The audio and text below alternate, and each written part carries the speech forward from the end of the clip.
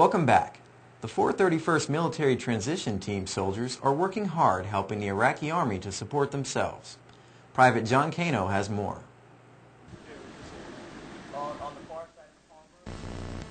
A platoon of soldiers from the 1st Squadron 89th Cavalry Regiment has been searching Mahmudiyah high and low for any evidence of weapons caches.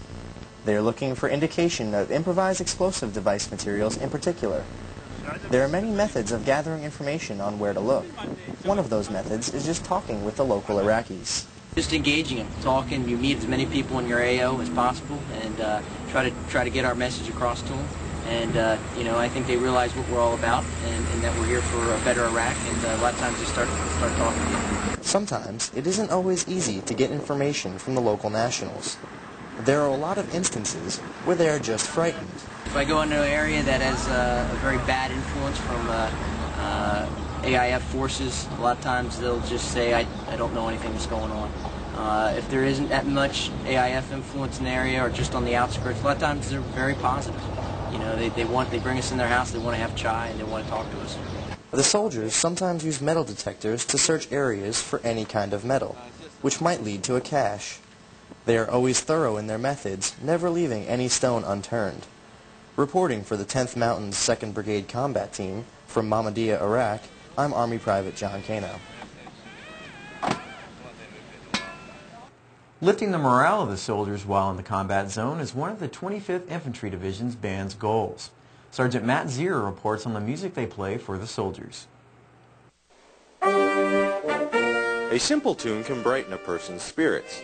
In a combat zone, this is very important. The Tropical Lightning Band is capable of doing just that.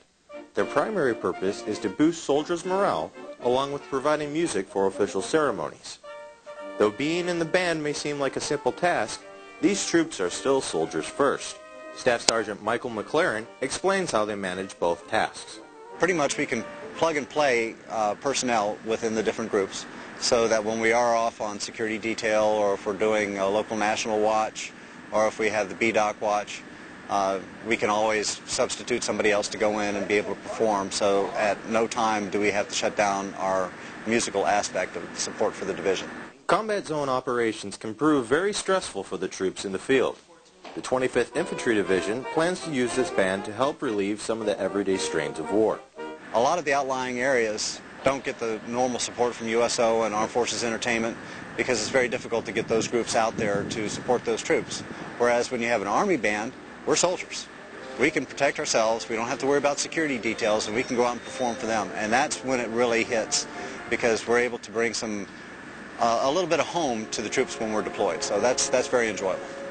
Keeping your spirits high can be a difficult task while deployed overseas. The soldiers of the Tropical Lightning Band are here to help lift other soldiers' morale by providing a whimsical soundtrack for their tour. Army Sergeant Matt Zier, Tikrit, Iraq. The Army recently announced the launch of the new Army campaign, Army Strong. The official public launch will be November 9th.